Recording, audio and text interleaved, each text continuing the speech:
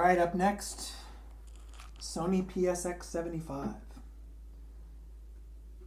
So here we have Sony PS X75. This was Sony's top-of-the-line turntable. Manufactured somewhere around 1980, 1981. It's a direct drive, full automatic. Dimensions are roughly 19.5 by 6.5 by 17. It weighs about 30 pounds. I guess this one does not have a cartridge on it because I haven't messed around with this one for a while. So it's a part of the PSX X5 series is kind of what I call it. So what that is we have the PS X75, which was top of the line, the X65, the X55, and the X45. Right, so this was their top of the line series, the top of the line turntable from that series. As you can see, right, it's... Sorry. I didn't realize I didn't have my mic on. As you can see, hopefully you can hear me better now. Right, this is kind of a, I call these kind of a transitional piece because you're going from the 70s and the wood and the silver to, you know, they were transitioning to stereos that used a lot more like dark colors, black, right? So they're definitely changing design cues. As I mentioned, it is direct drive, so there's no belt involved. It is full auto. It also adds an auto sensing feature.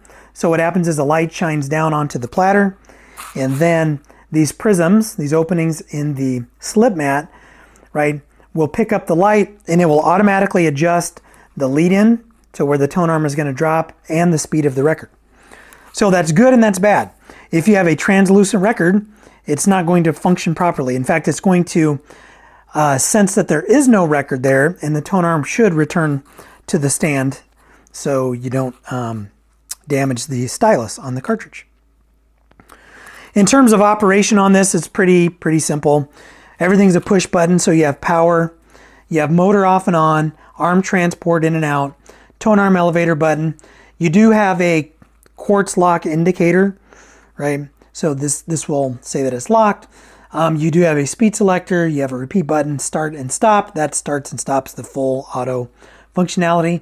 And here is where you actually will set the tracking force, right? So this is the stylus force and anti-skating adjustment. Now this uses a Biotracer arm, which I am not a fan of at all. I don't like how it looks. I don't like the level of complexity that it adds, but I'll talk about that a little bit more here in a minute.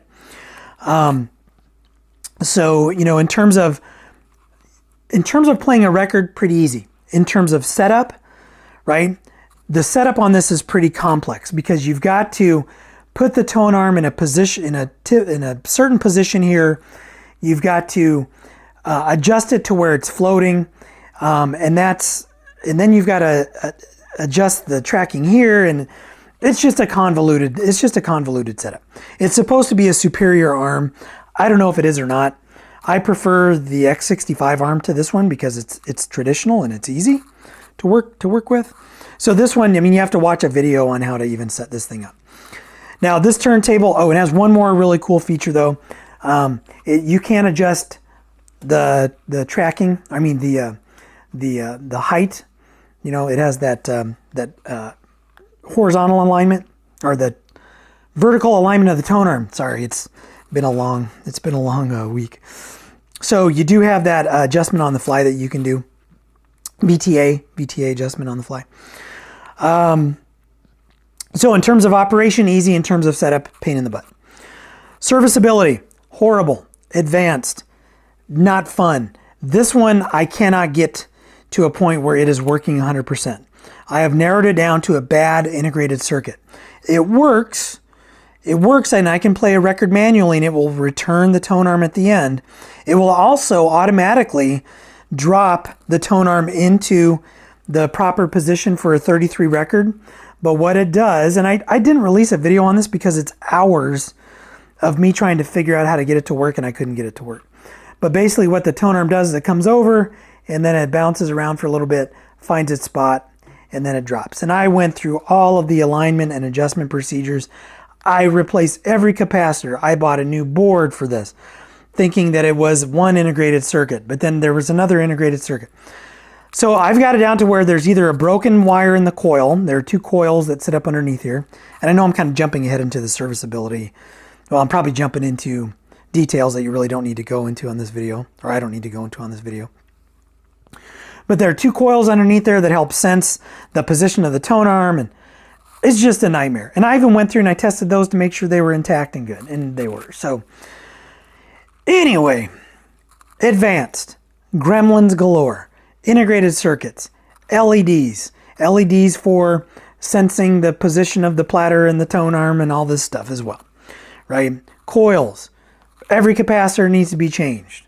So to get into one of these to service is going to be potentially, you may put hours into it like I did with this one, and then it just ends up not working. So, all right. So in terms of finding one of these, if you get one of these and it is actually working and it has been recapped and it's in really good cosmetic condition, right? I would say this one is in decent cosmetic condition, but not great. You're looking at greater than $700, which I think is really expensive for a turntable that, again, if it's been restored, that's fine, but you never know when one of those ICs are going to flake out on you. Typically, I think the ICs go when a cap drifts out of spec or a resistor goes, then it kind of fries an IC. I think that's kind of how that happens. So assuming everything, all those ICs are good and everything else has been replaced, you may get some additional years of usability out of one of these, but something goes wrong, like there's no one to fix it. There's no corporate knowledge available on like Vinyl Engine or Audio Karma to help you sort one of these out. So anyway, restored can be really expensive. Working, so this one isn't even, I wouldn't even consider this one working. But working is, it's working, but it hasn't been recapped. Maybe you have some issues. Like I show on the 65 video, this one has a cracked corner in the dust cover. It seems like a lot of them cracked in that same spot there. I don't know if you can really see it here, but there's a slight crack there. This one's kind of beat up, more beat up than the 65. But let's say this was working and it just hadn't been recapped, but it was clean. Probably $500 to $550, something like that. Which again, that's a lot of money to spend on a turntable that it may be working today and then 2 months down the road, it may just stop working on you. For parts, it's insane, $400. Typically, you can get them for less than $400, but you're going to be getting one with issues for sure, right? And when I say issues for sure, I'm talking probably beyond just a recap, right? A lot of people will try to recap these and then they don't know how to adjust them because they don't have the proper equipment. So they recap it, but then they can't adjust it and it still doesn't work. So to get the recapping portion, right, of servicing one of these is easy. It's the alignment that if you don't have the right equipment, at least an oscilloscope, right, then you may have some issues, getting this to a usable state. So, I really like the idea of the PS X75 and the PS X75. I don't like the execution. I think Denons are better. I think they're easier to maintain, slightly easier to maintain and to work on than these Sonys.